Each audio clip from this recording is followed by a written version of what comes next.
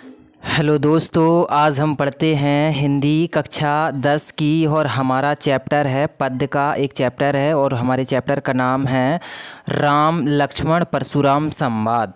यानी कि यह घटना उस समय की है जब धनुष यज्ञ हो रहा था और जो धनुष है वह तोड़ दिया गया था भगवान राम के द्वारा। तो जो परशुराम जी हैं वह क्रोधित होकर आ जाते हैं और देखते हैं उनका लक्ष्मण जी से, भगवान राम से और परशुराम जी से कैसा संवाद होता है। तो देखिए, ये हमारा चैप्टर है, ये किसके द्वारा रचित है। तो सबसे पहले तो आपको पता हो कि हम कक्षा 10 की हिंदी पढ़ रहे हैं, जो क्षितिज भाग 2 के नाम से भी जानते हैं, और ये तुलसीदास जी के द्वारा रचित है। और उनकी एक बेहतरीन रचना रामचरितमानस जो घर घर में पढ़ी जाती है, जिसे हम रामायण भी कहते हैं। एक रामायण संस्कृत में जो वाल्मीकि जी ने लिखी और इसका हिंदी वर्जन है, ट्रांसलेशन है, वो तुलसीदास जी ने किया है इसमें। और भी इनकी बहुत बेहतरीन रचना है, जैसे कवितावली, गीतावली, दोहावली, कृष्ण गीतावली, विनय पत्रिका, ये बहुत सारी रचना है। आइए हम सबसे पहले इनकी जो जीवन परिचय है हम सेपरेट वीडियो में जानेंगे तुलसीदास जी का। और ये इस वहाँ का जो सिचुएशन है कि कैसे सीता स्वयंवर में भगवान राम जब अपने विवाह के लिए गए तो उन्होंने धनुष तोड़ दिया। तो जो धनुष था वो है किनका था?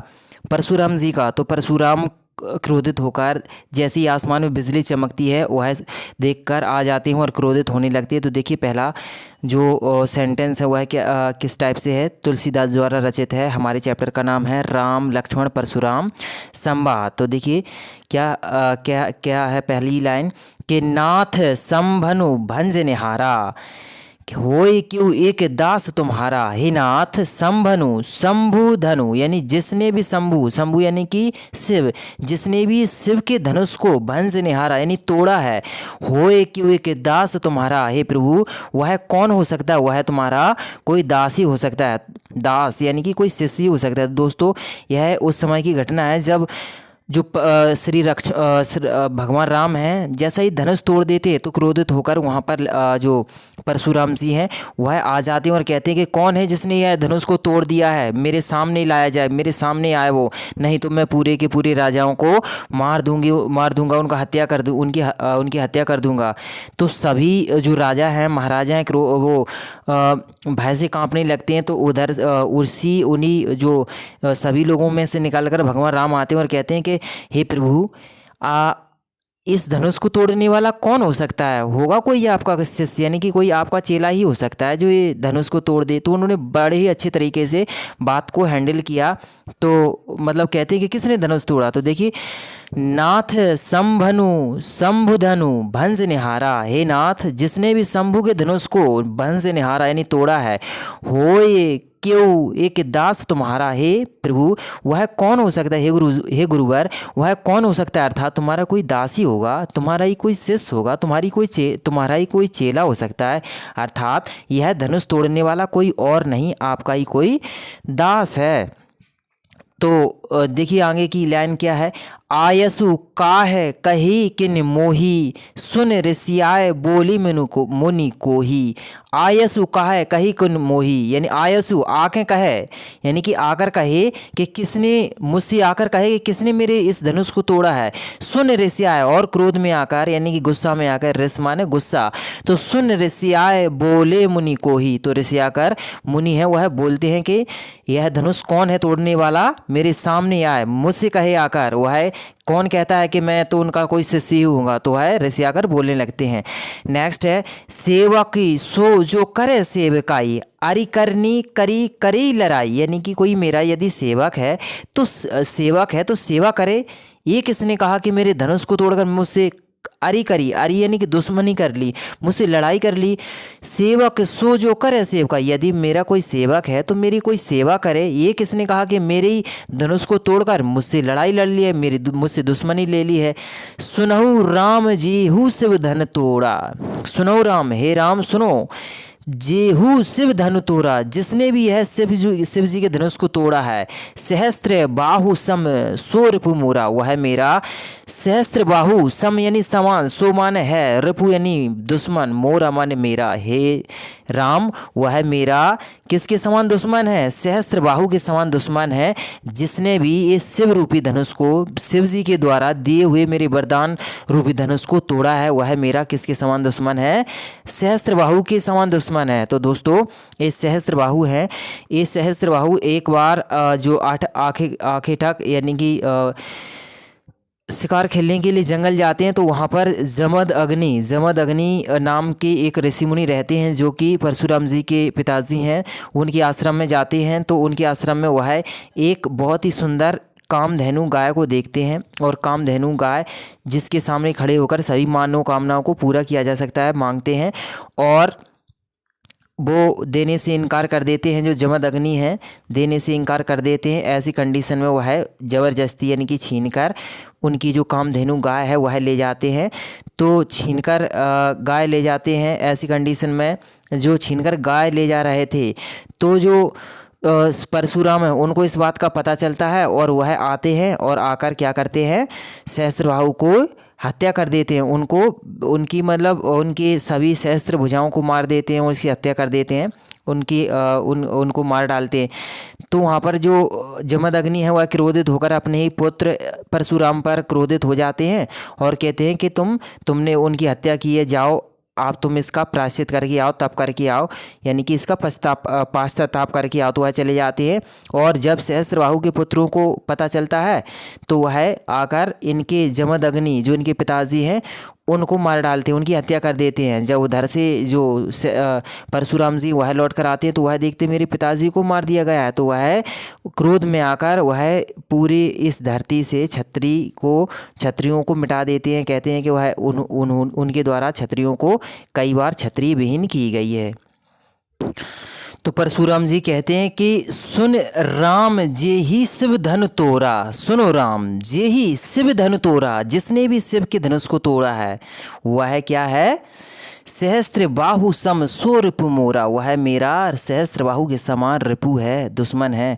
सो बिलगाऊ बिहाई समाजा, नाते मारे जेही सब राजा। सो बिलगाऊ यानी वो सो यानी कि इसीलिए, बिलगाऊ यानी कि क्या हो जाओ, बिलग जाओ यानी कि अलग हो जाओ, बिहाई समाजा अर्थात समाज से अलग हो जाओ, नाते मारे यही सब राजा, नहीं तो सभी राजाओं को क्या कर देंगे?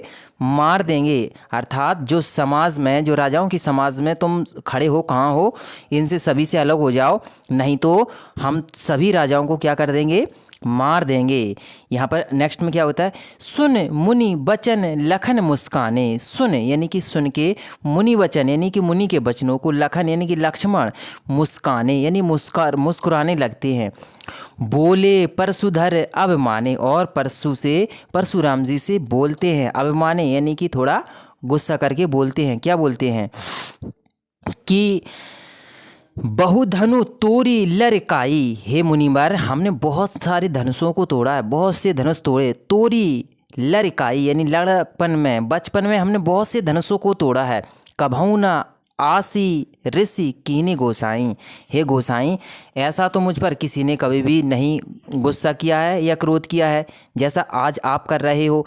यही धनी पर ममता ही की हो तू, यानी इसी धनुष पर क्यों आपकी इतनी ममता है, इसी धनुष पर क्यों आपका इतना मतलब जो प्रेम है, मोह है।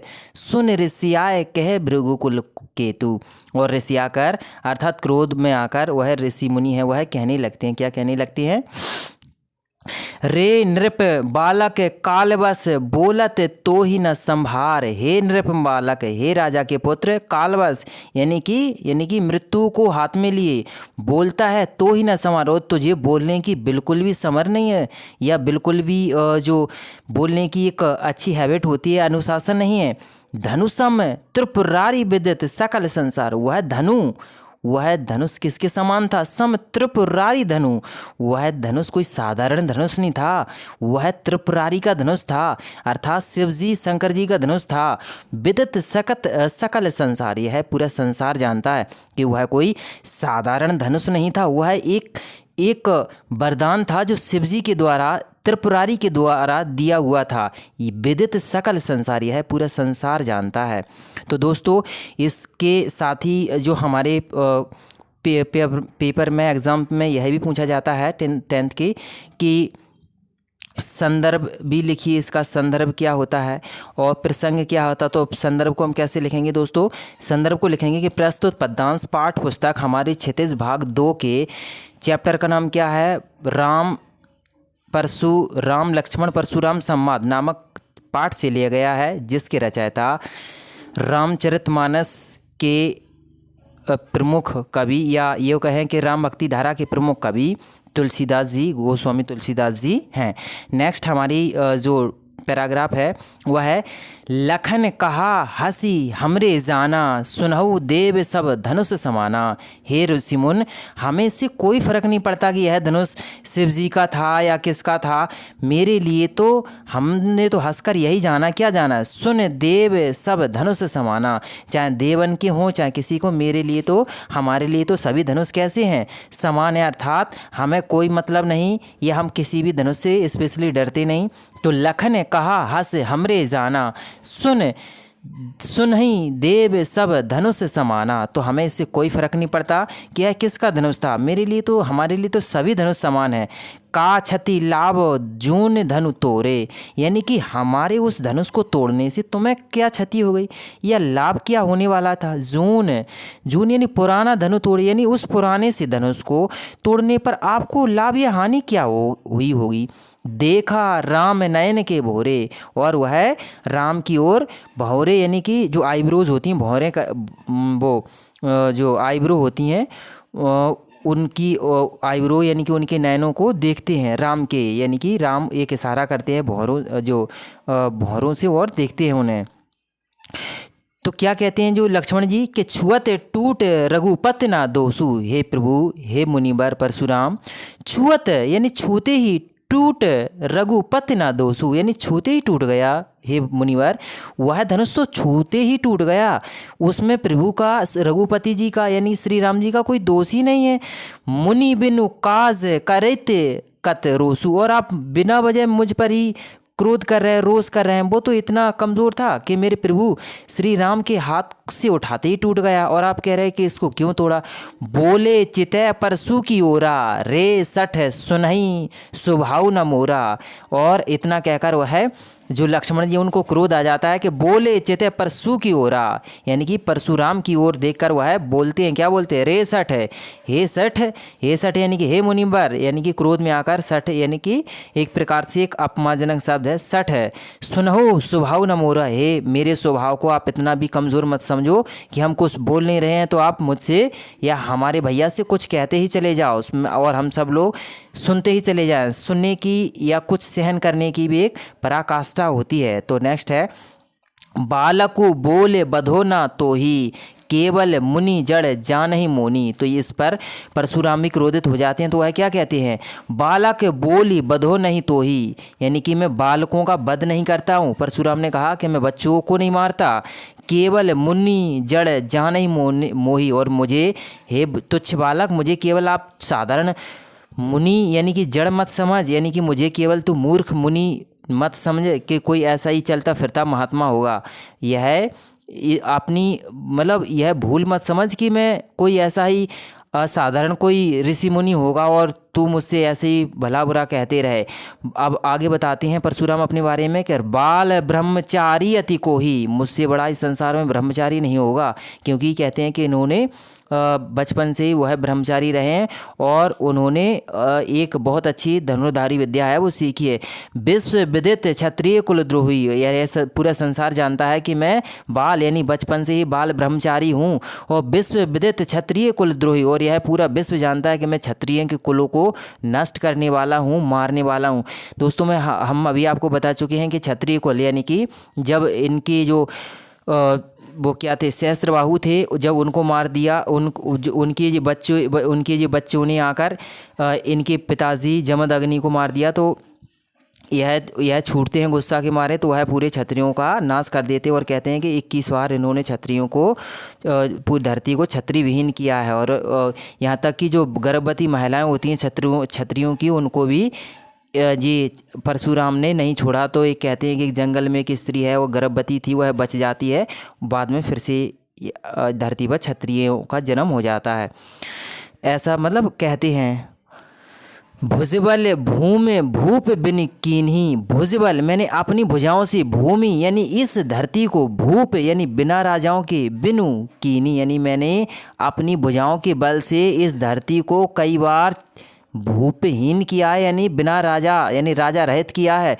विपुल बार महिदेव निधीनी, विपुल बार महिदेव न दीनी, और विपुल बार है और कई बार हमने इस धरती को क्षत्रिय विहीन कर दिया है। अर्थात यह क्षत्रिय हैं वो बिना राजाओं के, यह धरती है बिना राजाओं के रह चुकी है कई बार। अर्थात हमारी भुजाओं में इतना दम रहा है कि हमने कई बार इस धरती से क्षत्रियों का नाश किया है। सहस्त्र बाहुभुज छेद निहारा, यहाँ तक कि जो सहस्त्र हजार भुजाओं वाला था उसकी भी हमने भुजाओं को छेद यानी कि काट काट के फेंक दिया। परशु बिलो की महीप कुमारा, और परशु बिलो की महीप कुमारा, और वह लक्ष्मण पर क्या दिखाने लगते हैं, परशु दैट मीन्स कि जो फरसा यानी कुल्हाड़ी टाइप का होता है वह दिखाने लगते हैं। तो वह जो एक फरसा होता है ऐसा फरसा दिखाने लगते हैं। कौन को दिखाने लगते हैं? ऐसा बड़ा सा फरसा लक्ष्मण जी को दिखाने लगते हैं। ये कुल्हाड़ी टाइप का होता है, तो ऐसा जो फरसा है वो कौन दिखाने लगते हैं? जो फरसा है वह लक्ष्मण जी को दिखाने लगते हैं कि हे देख महीप कुमार, हे राजा के पुत्र देख, यह वही फरसा है जिस फरसे से हमने किसकी भुजाओं को छेद कर फेंक दिया, अर्थात काट काट के फेंक दिया सहस्त्रबाहु की, और कई बार हमने क्षत्रिय विहीन किया है। देखिए नेक्स्ट क्या कहते हैं वो कि मातु पिति जनहि सोच करहि महिष किशोर, यानी माता पिता ने मतलब अपनी, अगर तुझे अपनी फिक्र नहीं तो माता पिता की तो फिक्र कर। मात पितु जन सोच करहि महिष किशोर, यानी कि मैंने तेरे माता पिता पर दया आकर मैंने तुझे छोड़ दिया है। गर्भहि के अर्भा के दलन परशु मोर अति घोर, और यहाँ तक कि आपके जो माता पिता हैं वह क्या कहेंगे कि छोटे से मेरे बालक को मार दिया, इसीलिए मैं ऐसा काम नहीं करना चाहता, इसलिए हे तुच्छ बालक तू शांत हो जा, अर्थात मेरे हाथों नहीं तो तेरा क्या हो जाएगा, वध हो जाएगा, अर्थात मेरे हाथों अभी ही तेरी मृत्यु हो जाएगी। देखिए नेक्स्ट क्या होता है। नेक्स्ट ये होता है कि जो लक्ष्मण जी वह फिर भी शांत नहीं होते हैं। बेहसी लखनऊ बोले मृदुवाणी, हंसकर जो मृदुवाणी बोलते हैं यानी मधुरवाणी बोलते हैं। अहो मुनीस महाभट मानी, अरे मुनीस यानी कि अरे ऋषि मुनि, महाभट अरे तुम तो बहुत बड़े योद्धा हो, बहुत बड़े मानी हो, बस केवल कहते ही कहते हो, कभी मतलब लड़ा भी करो यानी कि लड़के दिखाओ जब तो जाने। तो वह कहते अरे मतलब हंसते, एक कटाक्ष करते, एक व्यंग्य करते कि आप तो बहुत ज्ञानी दिख रहे हो, कि बड़ी बड़ी बातें कर रहे हो। पुनि पुनि मोए दिखाओ कुठारू, और बार बार मुझे अपना कुठारू अर्थात कुल्हाड़ी दिखा रहे हो, अपना फरसा दिखा रहे हो। बहुत उड़ावन फूकई पहाड़ू, और आपकी बातों से तो ऐसा लग रहा है जैसे आपने तो अपनी फूंक से पहाड़ों तक को उड़ा दिया हो। बातें करने से कुछ नहीं होता, अर्थात कुछ करके दिखाओ, अर्थात ये तो मतलब डींगे हाँकना है कि कहते हैं कि ये हुआ। तो लक्ष्मण जी कहते सुना है तुम तो बड़े योद्धा हो और मुझे बार बार कुल्हाड़ी दिखा रहे, फरसा दिखा रहे हो। चहत उड़ावत फूंक पहाड़, और ऐसा लग रहा है जैसे अभी तुम्हारी फूंक से पहाड़ उड़ जाएंगे। यहाँ कुंभड़ बतिया को नाही, जे तर्जनी देखी मरी जाही।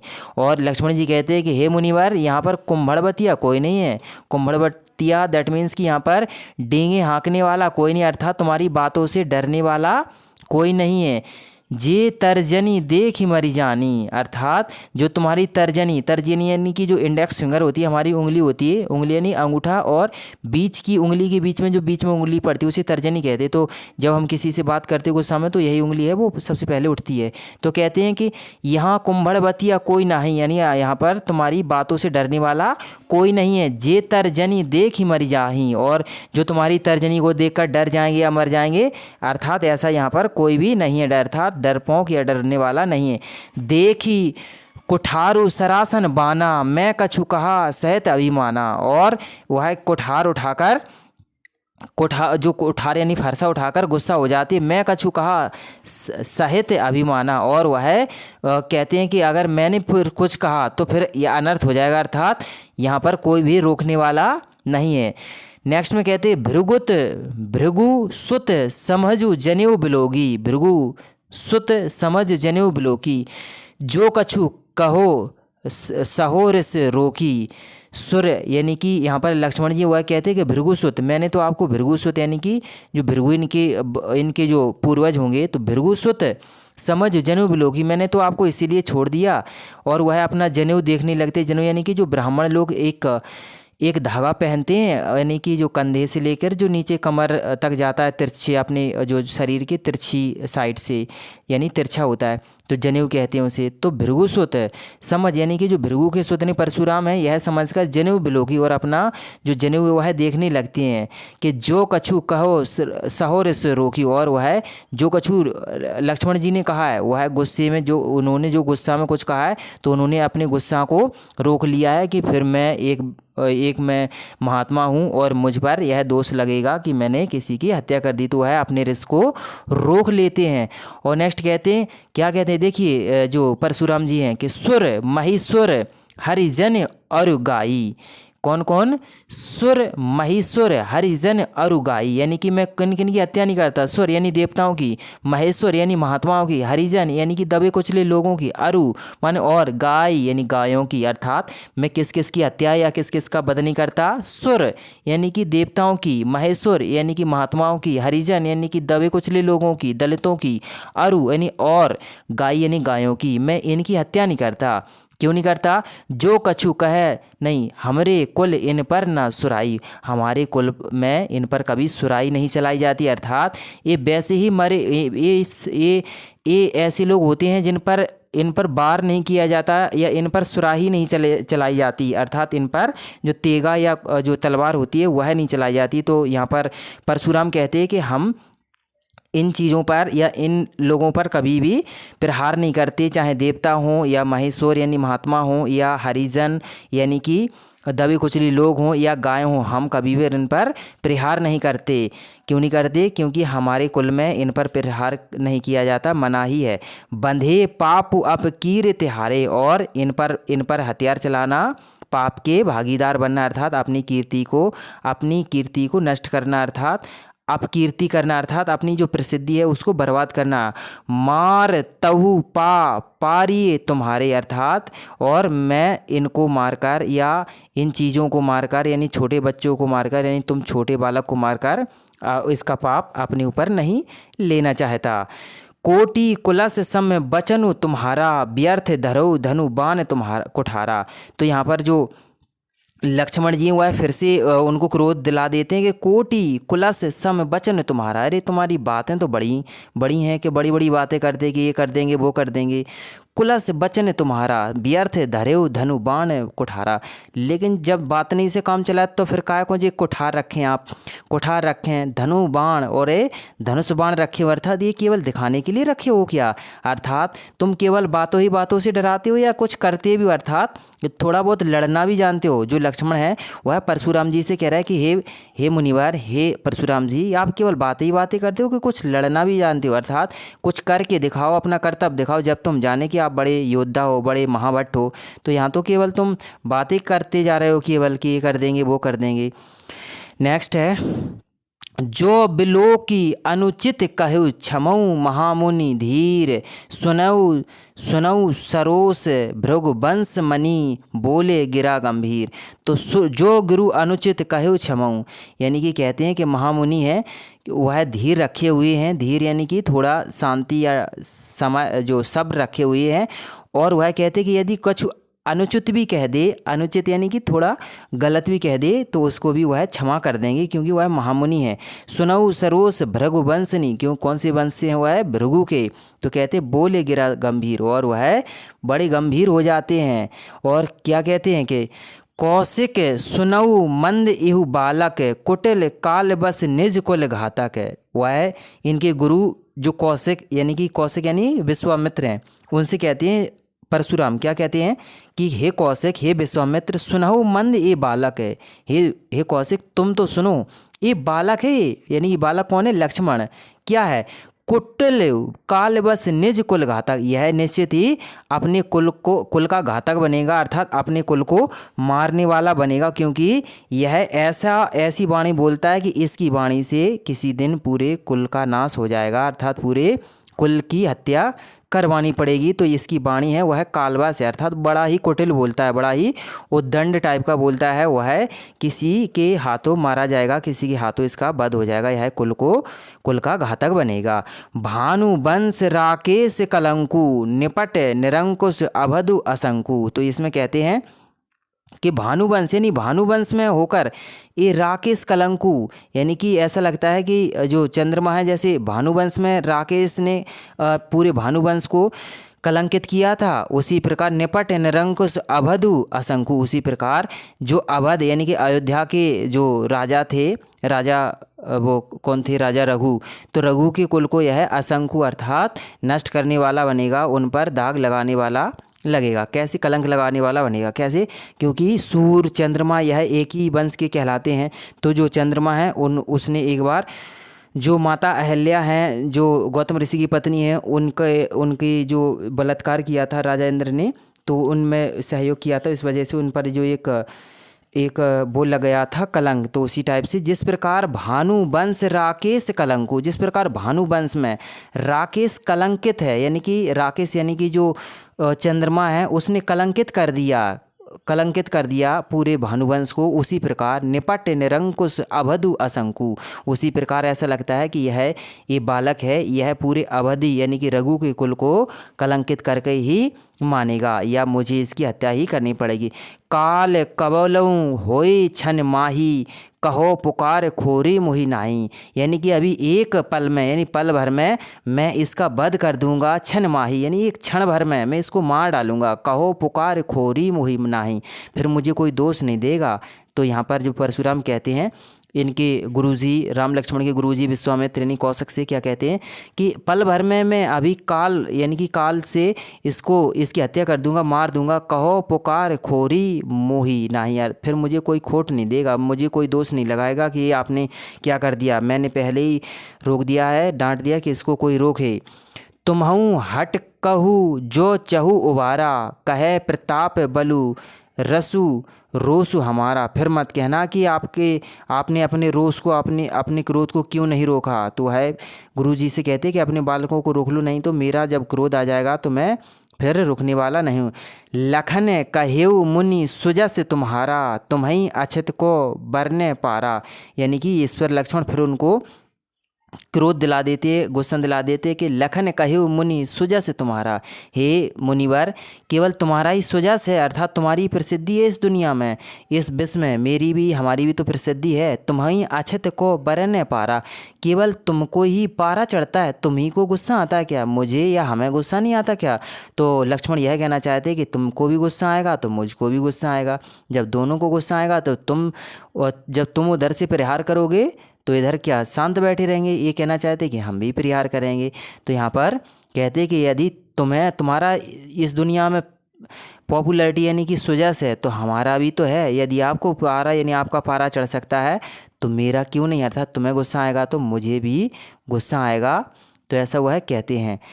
नेक्स्ट है अपनी मृहु तुम आपनी करनी, बार अनेक भांति बहुधनी, अपने मुँह से मुँह यानी अपने मुँह से आप अपनी ही बड़ाई करते जा रहे हैं, और कहते हैं कि अपने मुँह से आप अपनी ही बड़ाई करते जा रहे हैं। जनई रिस रोक दुहसु दुख सहूनी, और इसमें ये वाला था कि बार अनेक भांति बहु बरनी, और कई बार आपने क्या कि अपने मुँह से बड़ाई करते जा रहे हैं, ऐसा तो हर कोई कर लेगा, आप अपने मुँह से अपने बखान करना।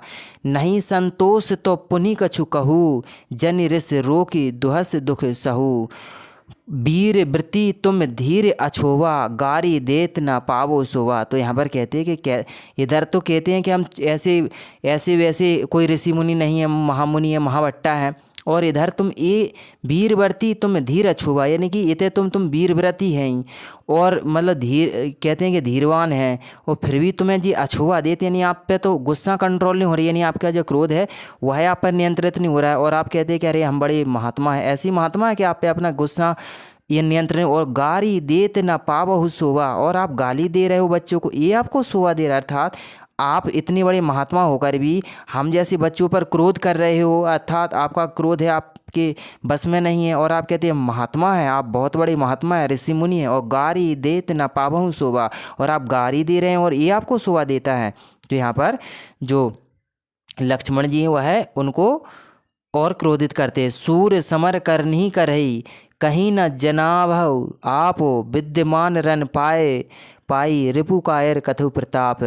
यहाँ पर वह कहना चाहते हैं, जो लक्ष्मण है वह कहना सूर समर करनी करही कहीं न जानहु आप, यानी कि यदि सूर समर यानी कि यदि युद्ध का जो योद्धा होता है वह तो समर यानी युद्ध के मैदान में कर नहीं करता, यानी कर्तव्य दिखाता है, वह जान ही जनाओ ना आप अपनी मुँह से अपनी कहे यानी कहे करनी नहीं करता, यानी अपनी मुँह से अपना बखान नहीं करता कि हम ये कर देंगे। वह तो क्या करता है, मैदान में जाकर अपना कर्तव्य दिखाता है। विद्यमान रन पाए रिपु कायर कथई प्रताप, और वह कायर है, वह व्यक्ति कायर है जो सामने दुश्मन अपना बखान करे, अपनी प्रशंसा करे, और जो व्यक्ति है वो खड़ा खड़ा उसकी प्रशंसा को सुनता रहे, ऐसा कायर है। तो वह कहते हैं कि आपने अपना बखान बहुत कर लिया, अब आप कृपया करके शांत हो जाइए। तो विद्यमान रन पाए रिपु कायर कथई प्रताप, यानी कि विद्यमान रन पाए के रिपु कायर यानी कि रिपु यानी कि दुश्मन जो सामने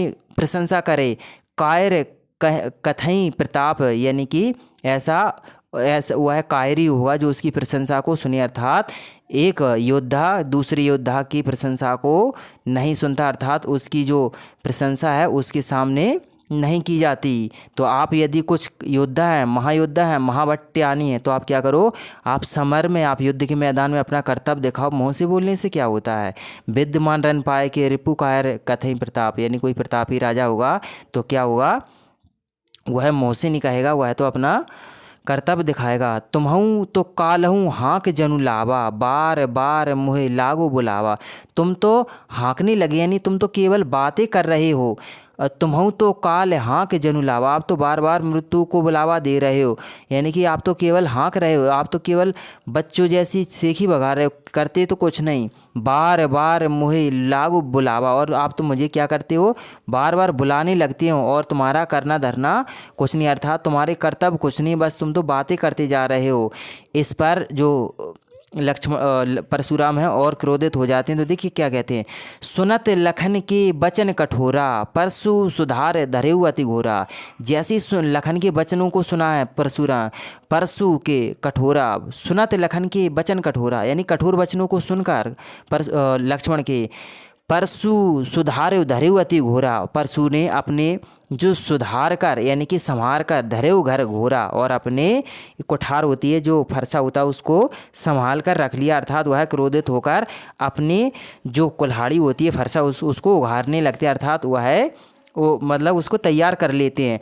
अब जनी देव दोष मोहि लोगु कटुबादु बालक बदजोग। अब कोई जनी यानी अब कोई व्यक्ति अब तुम लोग हमको दोष नहीं दोगे, क्यों दोष नहीं दोगे, कटुबादी बालक बदजोगी, यह बालक है बदजोगी, अर्थात यह मृत्यु के लायक ही, अर्थात यह बालक वध करने के योग्य ही, अर्थात क्योंकि यह कटुवादी, यह बहुत ही कठोर वचनों को बोलता है, यह बहुत कठोर वचनों को बोलता है, यह इसीलिए यह बालक कैसा हुआ, बदजोगी, यानी कि इस बालक का तो वध ही किया जाएगा, और यह कोई भी व्यक्ति मुझे क्या नहीं देगा, दोष नहीं देगा। क्यों दोष नहीं देगा, इसलिए दोष नहीं देगा क्योंकि यह इतना कठोर वचन, ऐसे कटु वचन बोलता है और किसी ने इसको रोका नहीं, इसलिए इसका तो वध होना निश्चित है। बाल बिलोक ही मैं बहुत मैं बाँचा, अब यह मन मर निहार न साँचा, यानी कि मैंने बालक को जानकर मैंने बहुत बाँचा, यानी बहुत सोचा विचार किया, बहुत मैंने अपने आप को सब्र किया। अब यह मर निहार ना बाँचा, अब यह मर निहार ना साझा, अब यह मेरे हाथों से बचने वाला नहीं, अर्थात अब मैं इसको मार कर ही रहूँगा, अर्थात इसका वध करके ही रहूँगा।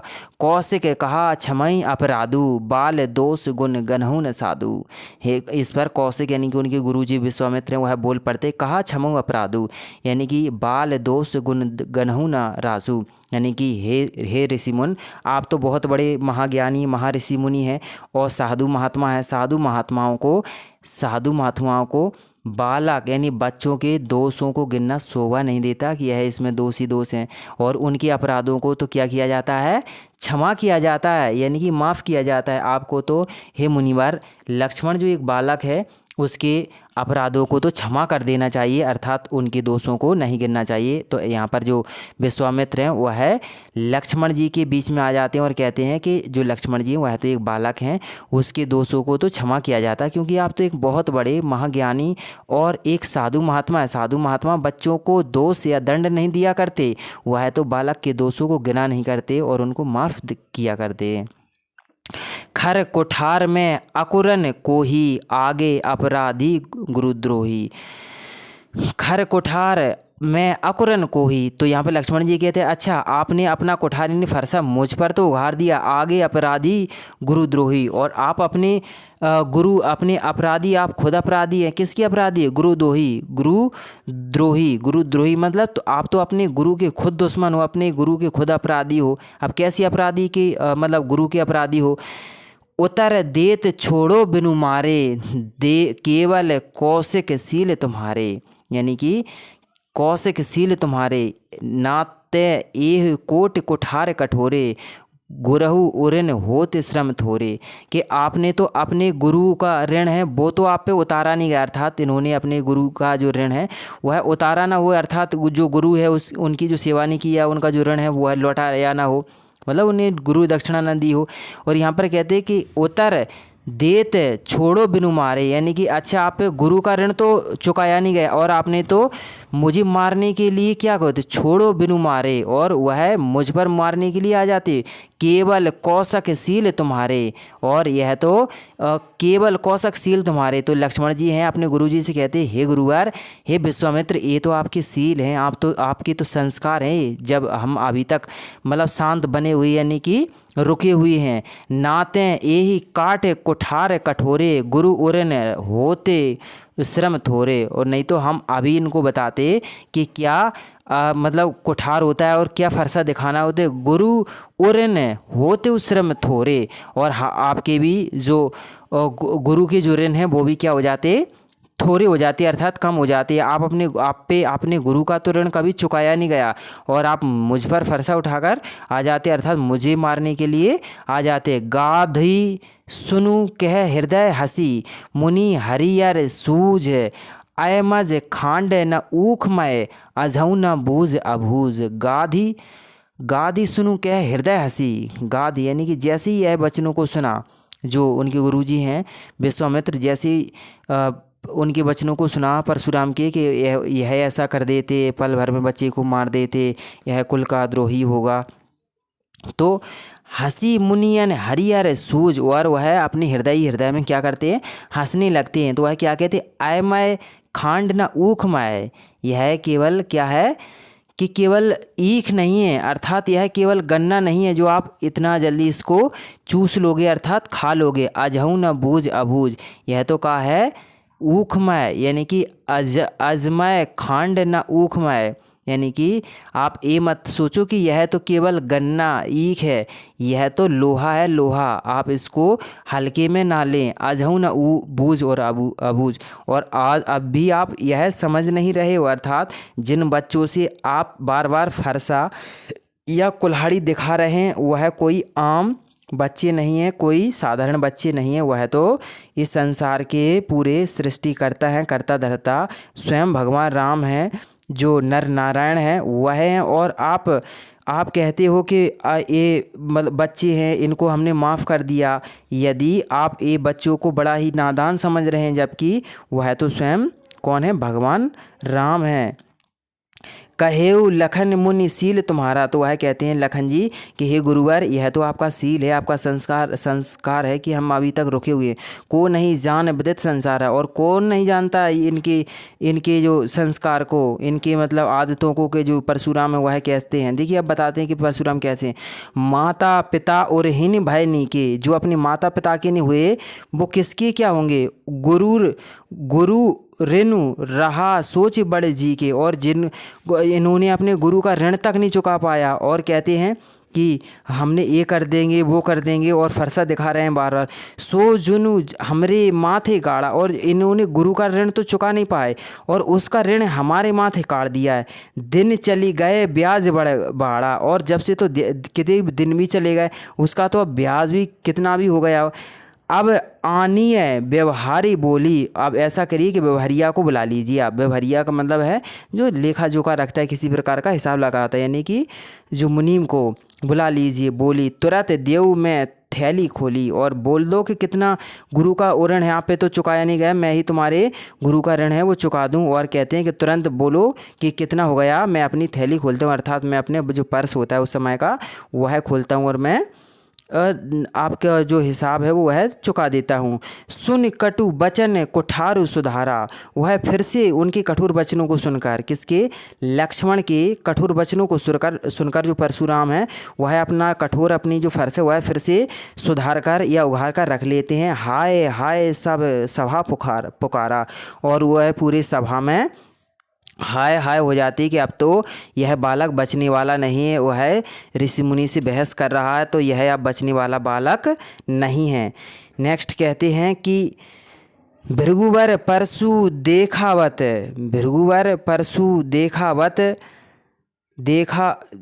भृगुवत परशु दिखावहु मोही, विप्र विचारे बचो नृपद्रोही। कि भृगुवर परशु दिखावह मोही, कि हे भृगुवर परशु दिखावहु, मुझे बार बार आप परशु दिखा रहे हो, अर्थात मुझे बार बार फरसा दिखा रहे। विप्र विचारे बचो नृपद्रोही, कि अरे हम तो आपको ब्राह्मण समझकर छोड़, विप्र विचारे हम तो आपको ब्राह्मण सोचकर या समझकर छोड़ रहे हैं, और आप बार बार मुझ पर क्या उगार रहे हो, फरसा उगा रहे हो, अर्थात मुझे मारने के लिए आ रहे हो। तो वह जो लक्ष्मण है, और लक्ष्मण भी क्रोधित हो जाते हैं कि हम कहते हैं कि आप मतलब आप शांत होते हैं, आप शांत होते हैं, लेकिन परशु तो बार बार उनके ऊपर फरसा उगा रहे हैं, यानी जो फरसा वह उगा रहे हैं। तो वह कहती है लक्ष्मण के विप्र विचारे बचाओ नृपद्रोही, तो हम तो आपकी जो रिस्पेक्ट कर रहे हैं कि आप एक ब्राह्मण देवता हैं, तो क्यों ना आपको छोड़ दिया जाए।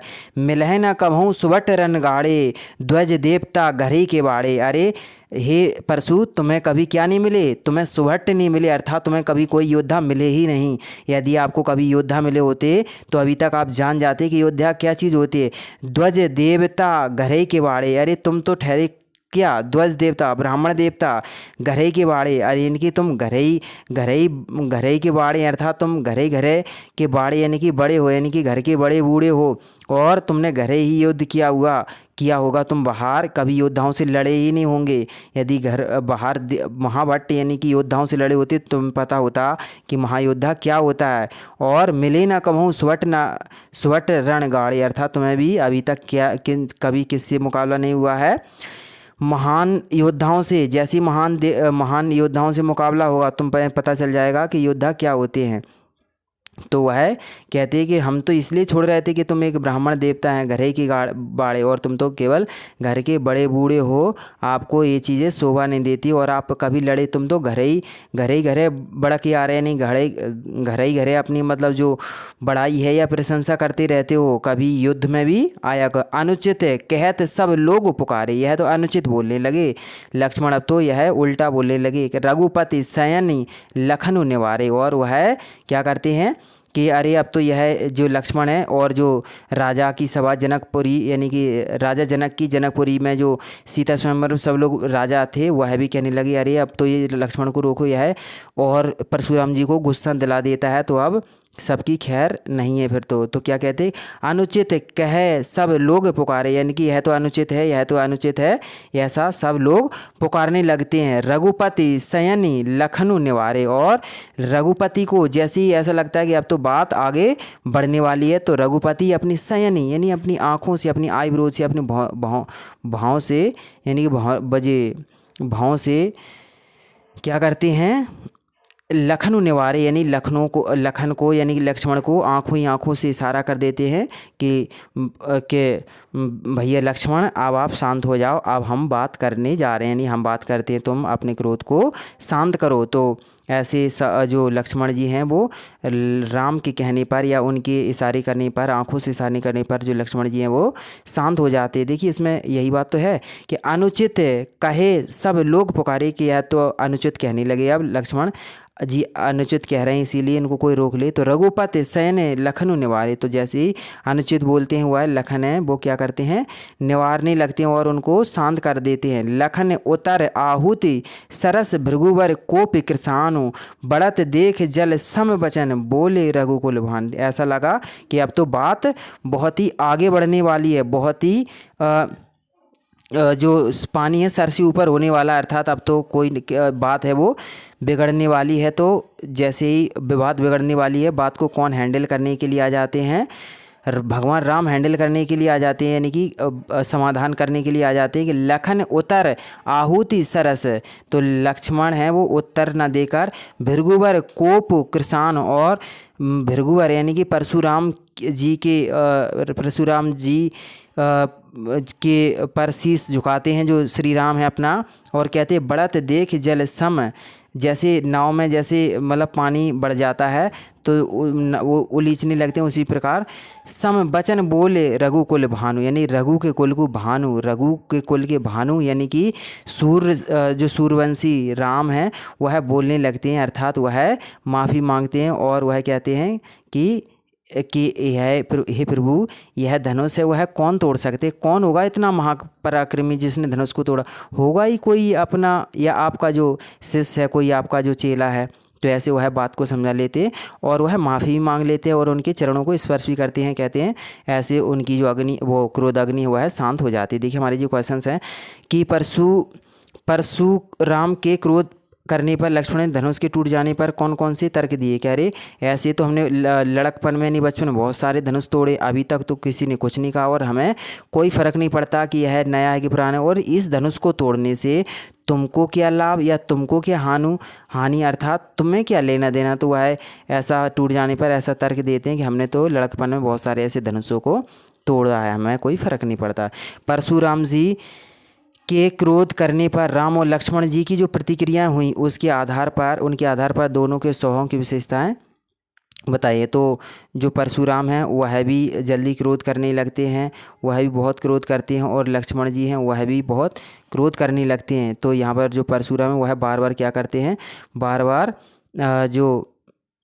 बार ये करते हैं कि अपनी जो कुल्हाड़ी लेकर उनकी ओर उगारने लगते हैं, लक्ष्मण की ओर उगारने लगते हैं, यानी कि उनको डराने धमकाने लगते हैं। तो वह भी उनको चिढ़ाते हैं कि अरे ऐसे तो बहुत है मारने वाले या दिखाने वाले, हम तो जब युद्ध के मैदान में लड़के बताए कोई, तो वह भी उनको बार बार चिढ़ाते हैं, तो उनको भी बहुत ज़्यादा क्रोध आता है। तो ऐसे दोनों बहुत समय तक मतलब उनका जो बखान चलता है, बातों का संवाद चलता है।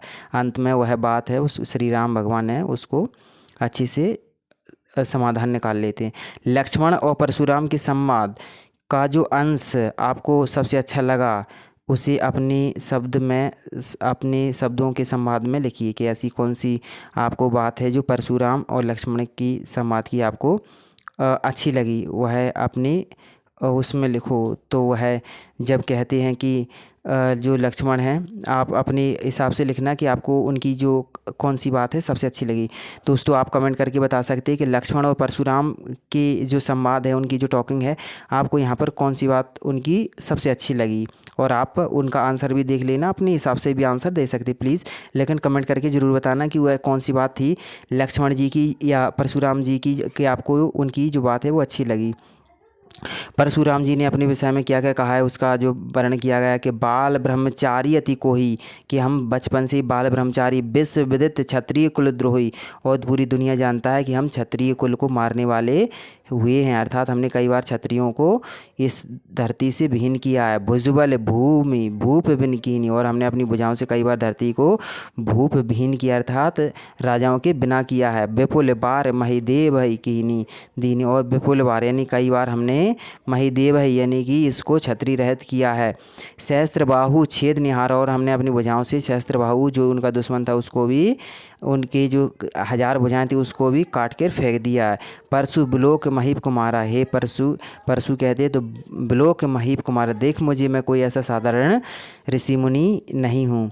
और तो यहाँ पर भी और भी कहते हैं, मात पितु जनी सोच बच कर ही महिष किशोर, माता पिता ने क्या सोच कर इसको जन्म दिया, इस बच्चे को जो इतना मतलब बोलता जा रहा गर्भ है कि अर्भक दलन परशु मोर अति घोर, तो हम तेरी हत्या कर देंगे तो तुम्हारे माता पिता बहुत रोंगे, इसीलिए हे बालक तू शांत हो जा, नहीं तो तेरा मैं वध कर दूंगा, ऐसा परशुराम है लक्ष्मण जी से कहते हैं। और क्वेश्चन है कि लक्ष्मण ने वीर योद्धाओं की क्या क्या विशेषता बताई है। वही बताएं कि जो वीर योद्धा होते हैं वह केवल बातें नहीं करते, वह युद्ध भूमि में जाकर, वह युद्ध के मैदान में जाकर अपना कर्तव्य दिखाया करते हैं। और दूसरी बात, जो महान योद्धा होती हैं, वीर योद्धा होते हैं, वह है जो शत्रु की प्रशंसा अपने सामने बर्दाश्त नहीं करते कि शत्रु है अपनी प्रशंसा करते जा रहा है और वह उनकी प्रशंसा को खड़े खड़े सुन रहे हैं, तो वह कहते हैं कि यदि कोई और मैं कायर नहीं हूँ जो आपकी जो वीर जो प्रशंसा है मैं सुना हूँ, यदि आप कुछ करते हैं तो चलिए युद्ध के मैदान में आप करके दिखाएं, आपकी बातों से क्या होता है। तो जो योद्धा की 2 विशेषताएं हैं कि वह है करके, कहकर नहीं करके दिखाता है। दूसरा यह है कि वह जो शत्रु है उसकी प्रशंसा को नहीं सुनता, कायर ही होगा जो उनकी प्रशंसा को सुने। साहस और शक्ति के साथ विनम्रता हो तो बेहतर है। इस कथन का आपने विचार लिखिए, क्योंकि साहस तो है, परशुराम में साहस तो था, शक्ति भी थी, लेकिन उनमें विनम्रता नहीं थी और उनमें यही अपने जो क्रोध को बस में नहीं कर पाते थे। यह एक अगर ऐसा होता तो और भी बेहतर होता। ठीक है, आप इसको आंसर को अच्छे से देख लेना, इसको भाव स्पष्ट करने, इसका मतलब अर्थ बताना है।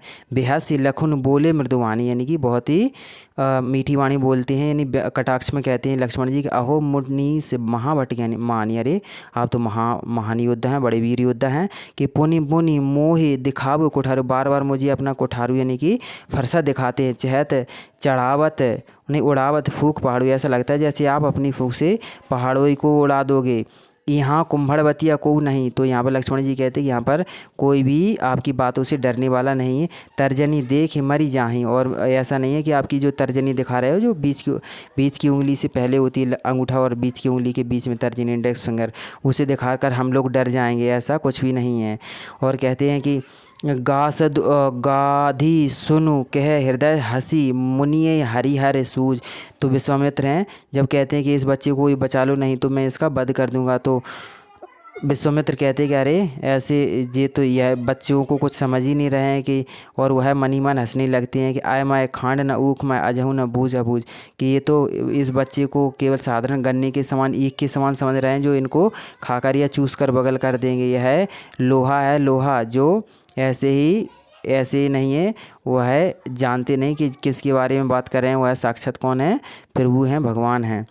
पाठ के आधार पर तुलसी की भाषा सौंदर्य में 10 पंक्तियाँ लिखिए। ठीक है, तो भाषा सौंदर्य की पंक्तियाँ लिखने की, उनकी भाषा बड़े ही जो अवधी भाषा है और खड़ी बोली है और अच्छे से मतलब समझ में आती है, सरल भाषा है और इनकी तुक लय है, अच्छे से पंक्तिबद्ध है।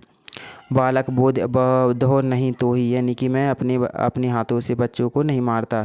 इस पूरी प्रसंग में व्यंग का अनूठा सौंदर्य है। अनूठा सौंदर्य उदाहरण के साथ साथ लिखिए कि इसमें व्यंग कहा गया है। हाँ, क्योंकि यहाँ पर कोई भी बात है जो लक्ष्मण जी हैं वह व्यंग के माध्यम से समझा रहे हैं कि तुम बड़े योद्धा हो गए हो, अर्थात बड़े योद्धा नहीं हो गए हैं, बल्कि दोस्तों इसके अलावा और भी जो एग्जांपल्स हैं जो आप देखना, अपने मन से इनके आंसर देना है। जैसे इसमें ये पूछा जा रहा है कि दूसरों की जो अपने किसी परिचित या मित्र के स्वभाव की विशेषताएं लिखिए। क्या विशेषता होंगी कि उसको कब कब क्रोध आता है, कैसे क्रोध आता है, आप अपने हिसाब से इनको लिख सकते हैं। ये इनके शब्दार्थ हैं। इसके अलावा इसमें ये भी पूछ रहे हैं कि दोहा और चौपाई में क्या अंतर है। तो आप जानते हैं कि दोहा भी मात्रक छंद है, चौपाई भी मात्रक छंद है, और दोनों की क्या विशेषता है। यह विशेषता है कि जो इसमें 4 चरण होते हैं, प्रथम और तीसरे चरण में 13-13 और दूसरे और चौथे चरण में 11-11 मात्रा होती हैं, और चौपाई की प्रत्येक पंक्ति में 16-16 मात्राएँ होती हैं। तो दोस्तों ये हमारे दोहा और चौपाई हैं।